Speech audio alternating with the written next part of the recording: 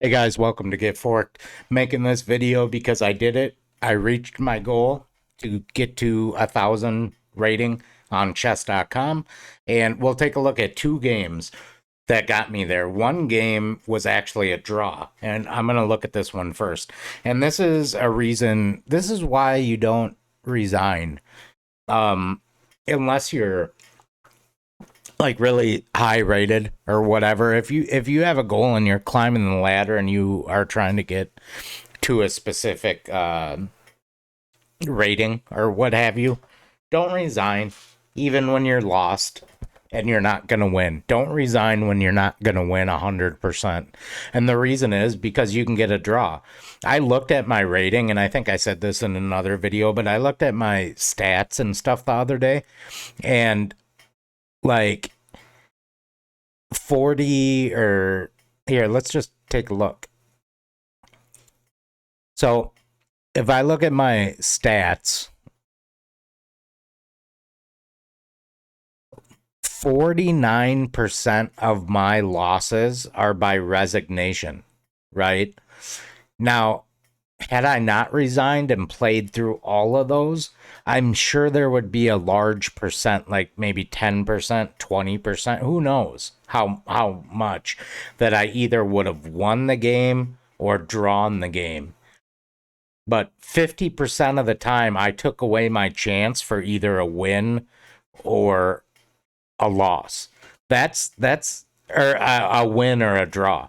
That's a huge number. So that's why over time, every now and then one game it's not going to matter, right? But that 50% of my losses could have either been wins or draws. That's a huge number. That's my point. And I'll give you an example here. I'm trying to climb to 1,000, and for a couple days here, I was like, if we look back, so 970, we'll just start here. So March 9th, that's 2 days. So for 2 days, I was sitting at 970, 980, 990, 997, 989, 989, 997, and then finally I hit 1,000.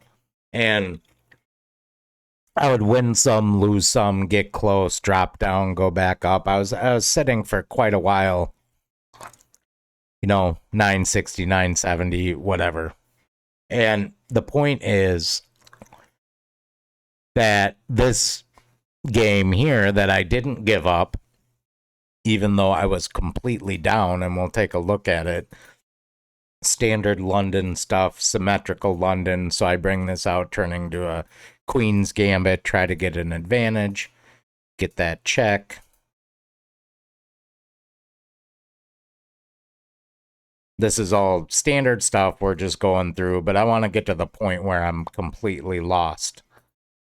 And it happens here. I'm taking too much stuff. I'm trying to force things, and I'm giving up too many pieces in the process.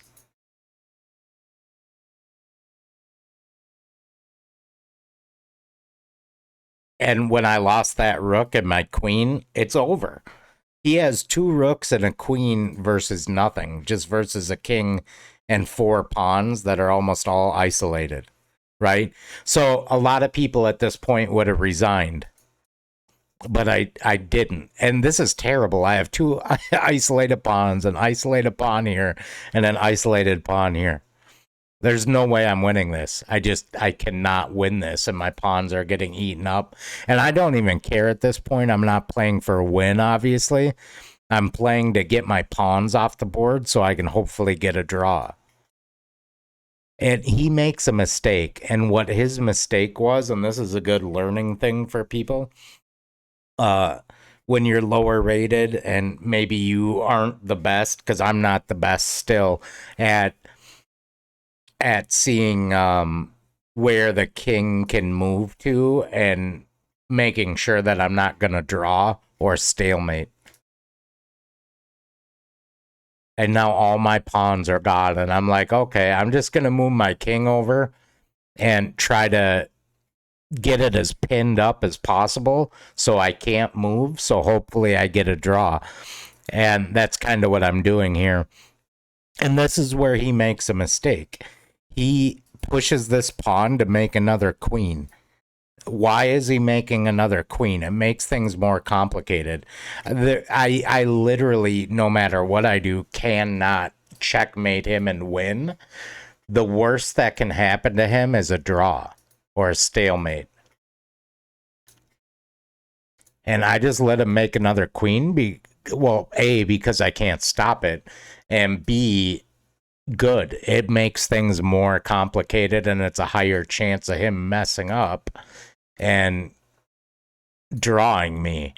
And that's exactly what happened. Like, there was no need for him to make another queen and complicate things. Just checkmate me with the two pieces you have already. Maybe get your king out and get that active as a piece instead of a queen. And that was the move right here, which blocks off. So here I saw that I want to get in between. I probably would have moved here to get in between these two pieces and then back if he checked me.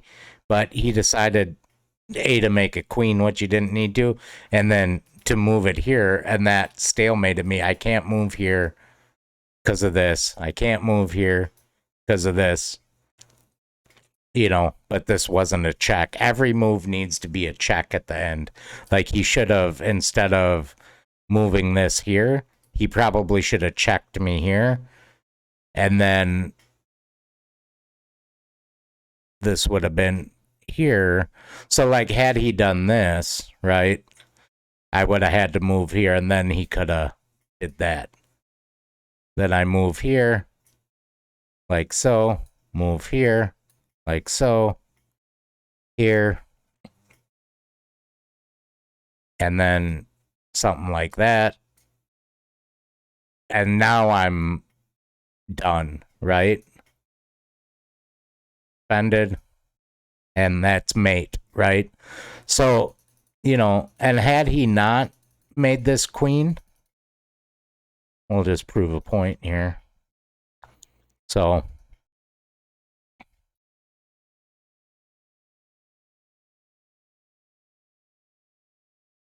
I don't know, maybe we do that.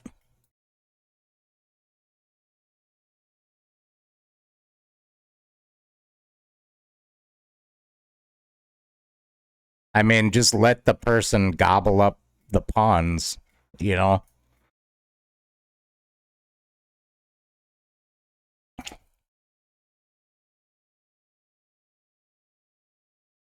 Like, my point is every move should be a check, right? There's mate. There's mate. There was no reason to go and rush your pawn. So yeah, that's my point. When it's just a king, don't go make more queens if you already have enough pieces. Just check them and try to make every move a check. And if you're making every move a check, you're not going to stalemate, right? And there's no way for him to, or for me to mate him, you know, when it's just a king. So that's my point. So that was one of the games that helped me get to 1,000, and we'll look at the game that actually got me there, which is, where's my draw? All right, this game. So I had won a couple in a row, and this game I'm pretty proud of. I was just on point. I saw everything coming. Normal London brings this out. So because he brought that out, preventing his bishop from being able to come here, I moved my knight up. As soon as this pawn moves, I always move my knight up. That way, if he pushes, I can just take with the knight. With the knight, or with the bishop. And he brings this out. And when this comes up early in the London, I always move this pawn up. Well, not always, apparently, but I figured if he took, I could take with the knight because this bishop is blocked. That's probably what I was thinking. But when this pawn moves up the London, you're supposed to move this here. early c5, you move this up so you can take and keep your pawns connected, I think is the idea. But because this pawn was here, I probably didn't do that because I knew I could take with the knight, which I did. He moves out his knight to prevent that from coming here.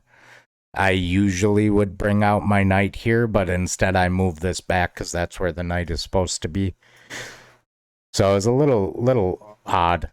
And always when this knight comes out, I always move this pawn here just to prevent any funny business with this knight moving here. And I want to put my bishop on this square, and moving this pawn up to prevent this knight from coming here allows me to move my bishop here. If this pawn isn't here, that's why I move this pawn up, because if this pawn isn't here, I can't really move my bishop here because then this knight can hop in and target my bishop. And this bishop in the London is super powerful because it usually sits here, and as soon as they castle, it's targeting this, and you can put your queen behind it and have a battery going down here. And that's how you win a lot of games in the London, as soon as you remove this defender, this knight. So anyway, he comes out with the bishop defending probably the knight. I don't know what he's doing. I go ahead and pin this. I don't really want to take it. Like, if he were going to do this, I'd probably just move it back. So since he brings this out defending, I go ahead and finish development with my knight. He castles, and I immediately move this back to, start targeting this pawn. He moves his knight here, which is a kind of a useless move, I think. And you'll see I just threaten it, and he moves it back.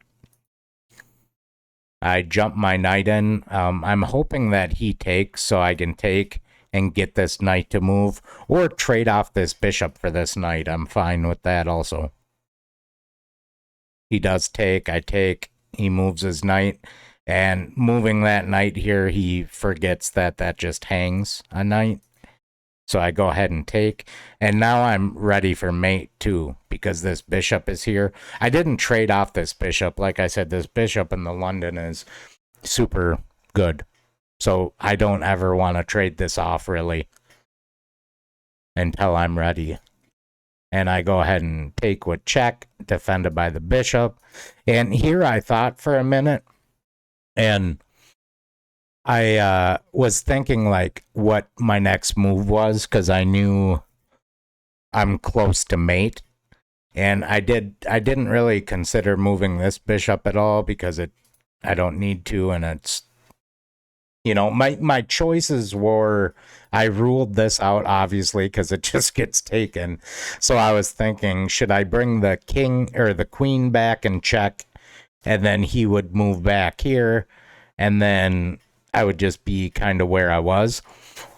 So then I thought, okay, let's just bring in this bishop because that's mate, and he's smothered.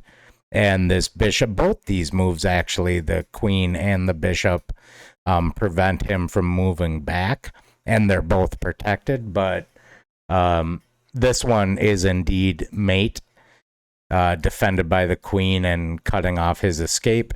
And the queen actually cuts off this square, so it's just mate. And that's what I did. Mated him. Simple game. And that was like a 94 or so % accuracy game, which I'm proud of. So very well played game on my part. And that's the game that got me to 1,000. And that's all I wanted to look at. Wanted to go over not resigning, and get those draws or get those wins, a large percentage or a percentage, even if it's 5-10% of the 50% of games that you just resign are going to be either wins or draws, and it just makes you climb quicker. So don't resign. And this is my awesome game. That was 94% that got me to 1,000. All right, that's it, guys. Later.